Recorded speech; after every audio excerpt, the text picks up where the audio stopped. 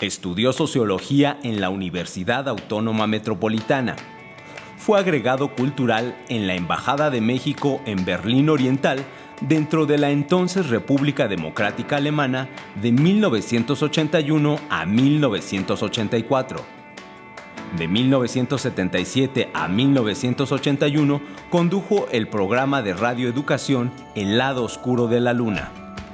Por su libro Los culpables, se hizo acreedor al premio de narrativa Antonin Artaud de la Embajada de Francia en México en el 2008. Juan Villoro ha colaborado en las revistas Cambio, Gaceta del Fondo de Cultura Económica, Universidad de México, Crisis, La Orquesta, La Palabra y el Hombre, Nexos, Vuelta, Siempre y Proceso. Hace poco fue premiado con el Premio de Literatura Jorge Ibargüengoitia.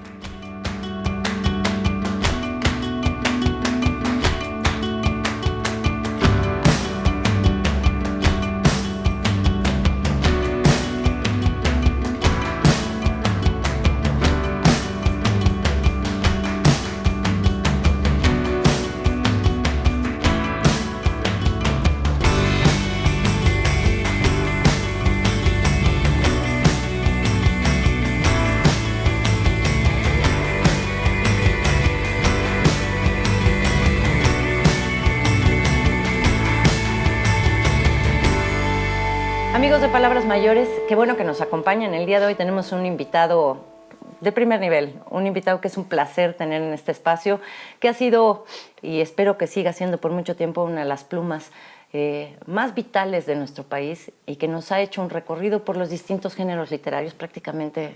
Juan Villoro, que nos recibe en su casa, muchas gracias. Al contrario, muchas gracias a ustedes por venir aquí. La verdad es que esto que estaba mencionando de que nos has hecho un recorrido por los distintos estilos literarios, es verdad. O sea, tú has hecho de todo prácticamente, novela, cuento, ensayo, crónica, en fin. ¿Cuál es el género que más te gusta?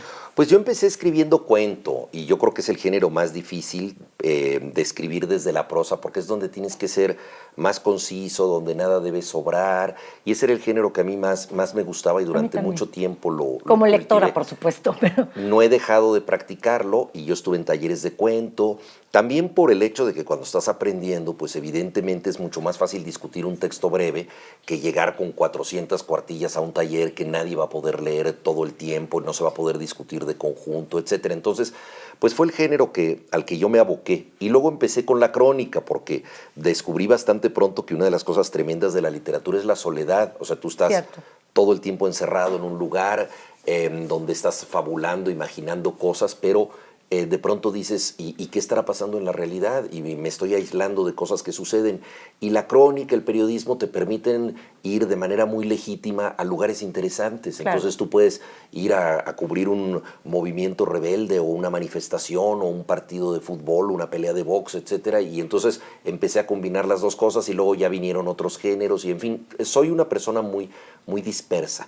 Entonces me gusta hacer muchas cosas. Sí, me gusta hacer muchas cosas como al mismo tiempo. Me parece que eres una persona con muchas capacidades, porque no veo una pizca de una mirada dispersa en lo que tú escribes. Me interesan muchas cosas al mismo tiempo y entonces voy por una, voy por otra y entonces me gusta escribir para niños, me gusta escribir para adultos, porque un escritor extraordinario puede justamente expresar cosas fabulosas gracias al cumplimiento de sus caprichos más recónditos. Y el escritor de crónicas, el reportero, tiene que estar atendiendo a la realidad, ¿no? Que tiene sus propias reglas. Bueno, que también sí tiene sus propias reglas, pero también tiene la interpretación, por más objetivo que se intente ser, siempre hay una apreciación subjetiva de la realidad, ¿no? Tienes toda la razón, no hay una crónica verdaderamente objetiva. Yo siempre he dicho que la objetividad es simplemente la falta de pruebas en contra, ¿no?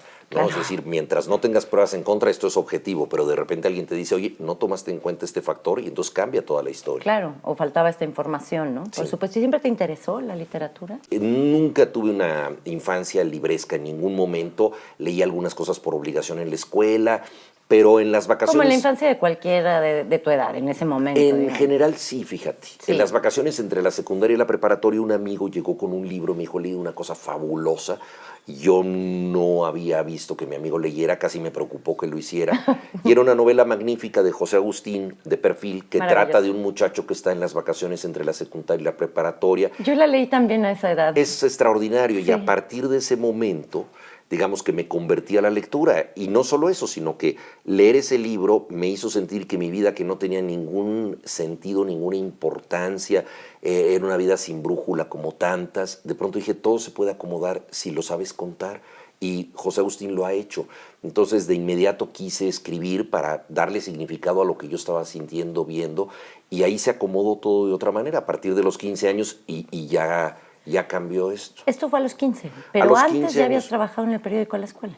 Sí, lo que pasa es que yo no sabía que había una precondición mía para llegar a esto. Muchas veces sucede que cuando tú lees un libro conectas con otras cosas. Por ejemplo, las narraciones de fútbol, que a mí me encantaban las narraciones de prácticamente todos los grandes locutores, porque fue una época extraordinaria en México de la crónica deportiva en radio y en televisión. El Mago Septién, por ejemplo, en el béisbol, que era extraordinario, Sonia Alarcón y Antonio Ander en el box, y sobre todo Ángel Fernández en el fútbol. Y entonces era una persona que él reinventaba los partidos y los convertía en la guerra de Troya. Era lo más aburrido del mundo, el partido iba 0-0, ya nadie se interesaba en nada, y él empezaba a gritar, se acaba el partido, se hunde la nave, niños y mujeres primero, sálvese el que pueda, solo se queda el capitán al último porque morirá al pie del timón como todo gran capitán. Entonces, esto en la radio. Eso sobre todo en la radio, porque en la radio puedes reinventar mucho más. Claro, además es el elemento principal. Pero sonido, él fue muy hábil porque él perteneció a esa generación, y eso es muy interesante decirlo en medios, porque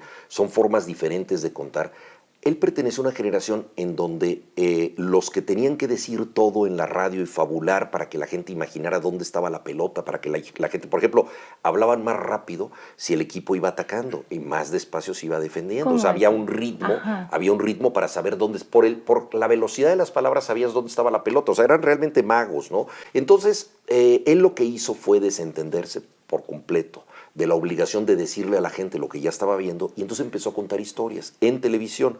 Entonces contaba la historia de un jugador, ¿no? Entonces, por ejemplo, había un jugador que ya llegaba con un apodo, el Alacrán Jiménez.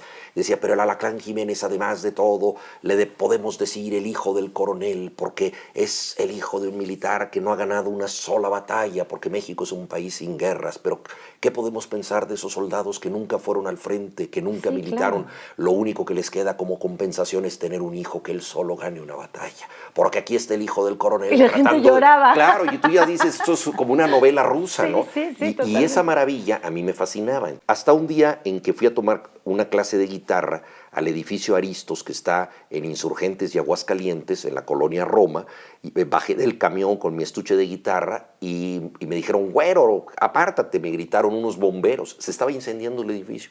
Y fue una experiencia impresionante ver aquello en llamas y cómo la gente se articulaba, unos trataban de socorrer, otros heroicamente se querían meter al edificio y algunos incluso lo hicieron, otros habían subido a la azotea y estaban esperando qué pasaba, un helicóptero planeaba sobre esto y bueno, fue un incendio muy sonado en uno de los principales edificios de México. Perdóname, me encanta porque nos lo cuenta como buen cronista que es y yo ya estoy ahí, ya lo viví, me estoy emocionando. No cabe duda, tu talento para contar historias es enorme. Ahí en vez de escribir mi sección de chismes, regresé a la casa y dije yo tengo que escribir del incendio y escribí mi primera crónica real sobre un incendio. Muchos años después yo me enteré que mi ídolo en la narración de fútbol, Ángel Fernández, también empezó a narrar de otra manera a partir de un incendio. A él le tocó el incendio del Parque Asturias, el viejo estadio de fútbol en la Ciudad de México, que era de madera. El árbitro, que por cierto era un futuro cronista mexicano muy famoso, Fernando Marcos, permitió una rudeza muy fuerte, fracturaron a Horacio Casarín del mejor equipo de todos los tiempos, el Necaxa, y entonces la gente enardecida empezó a encender antorchas y como este estadio era de madera, se incendiaron las tribunas.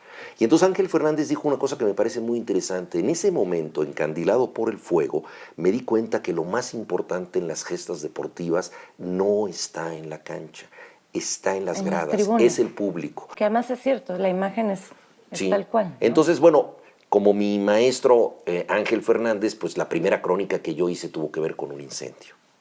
Pero además, muchas de tus historias tienen que ver con hechos de ese estilo, por ejemplo, los temblores, ¿no? Bueno, eso inevitablemente por ser mexicano, ¿no? Porque Claro. me han tocado muchísimos bueno, temblores. Y ahora el del año pasado. Sí, tan fuerte. y fíjate, yo nací en 1956 y empecé a gatear y a caminar en 1957, que fue cuando se cayó el Ángel de la Independencia con un temblor, o sea que prácticamente, digamos, soy O sea, hijo de naciste los y tembló terremotos. la tierra. Es lo que decía mi mamá, pues, hubo una pequeña protesta porque ya te trajimos al mundo y pues, no sé si era conveniente. Y luego mi primer libro, que salió el 24 de octubre de 1980, nunca lo olvidaré, un libro de cuentos, La Noche Navegable, el editor don Joaquín Díez Canedo, un español que era un poco enfurruñado como tantos españoles, pero que al mismo tiempo tenía una gran lealtad y cariño por sus autores, me habló por teléfono. Esa mañana había habido un temblor, no muy fuerte, pero de alguna manera se había notado, y me dijo, a consecuencia del temblor salió su libro. O sea que mi primer libro tuvo que ver con un temblor, y luego pues me han tocado el del 85 y el del 2017, que desde luego nos han marcado mucho a todos. Y yo no sabía que iba a padecer uno muchísimo más fuerte en Chile, que es el lugar donde se han registrado los principales terremotos en el planeta Tierra. Cuéntame un poco. En 2010 fui a un congreso de literatura infantil a Santiago de Chile. Estuvimos varios días hablando de uno de los grandes temas de la literatura infantil, que es el miedo. Y lo estuvimos haciendo con la arrogancia y la prepotencia con que los adultos hablamos de lo que sienten los niños. Claro. Entonces, una de las cosas más interesantes en la literatura infantil es controlar el miedo de los otros. O sea, escribir una historia que de alguna manera le pueda producir escalofríos al niño, pero que al mismo tiempo reconcilie con un buen final, y ese miedo que tú atravesaste, sientes que lo superaste, ¿no? Es casi un proceso. Que no genere un trauma. Exacto, es como una pedagogía del miedo, tomando en cuenta que es un obstáculo que debes dominar, ¿no? Entonces estuvimos hablando de eso hasta que nosotros sentimos un miedo que no habíamos sentido en mucho tiempo, porque a las 3, 4 de la mañana tembló, pero como tiembla en Santiago de Chile. Ese fue el 5º terremoto más fuerte en la historia de la Tierra desde que se miden sismos. Yo estaba en un 7º piso, pensé que estaba aquí en la Ciudad de México, porque obviamente estaba dormido. De inmediato me di cuenta que estaba temblando, que se estaba cayendo el edificio, y entonces quise ir al cuarto de mi hija y me caí. No me pude mantener en pie por la sacudida, y ya al golpearme yo en el piso me di cuenta que estaba yo en Chile. Dije, bueno, qué maravilla que no está mi familia conmigo, porque de aquí salgo si el edificio resiste, nada más. Y ahí yo entendí por qué Pablo Neruda había escrito una oda al edificio, porque él tiene sus odas elementales, y a mí me parecía muy comprensible que le hubiera dado una oda al cobre, que es el gran producto chileno, al aire, a la cebolla, al caldillo de congrio, que es un plato delicioso de los chilenos, al tomate, pero al edificio. Yo decía, pues el edificio es como una cosa que no es tan poético. No, yo dije, ahí yo me arrodillo a rezar, porque la arquitectura chilena es una forma del milagro, y gracias a la honestidad también de los chilenos, porque lo hemos visto en México. Un edificio hace la auditoría que nunca hace el gobierno. Es el inspector de la honestidad arquitectónica, y ve si hubo buenas varillas, si hubo buena mezcla, ve todo eso, y si no lo hubo, el edificio se cae. Claro. Y eso tristemente lo hemos visto en México, y además muy en especial en escuelas, y más en especial en escuelas públicas. Entonces, y lo hemos visto no solamente terrible. El año pasado, sino en cada ocasión. Siempre las víctimas tienen, desafortunadamente, hay muchas escuelas que caen, ¿no? Y que, bueno, no habla muy bien de nosotros ni como sociedad ni como gobierno. Pero bueno, antes de continuar y de volver un poco a las aventuras que te llevaron a explorar todos estos géneros literarios y a llegar a donde estás, vamos a un corte y regresamos.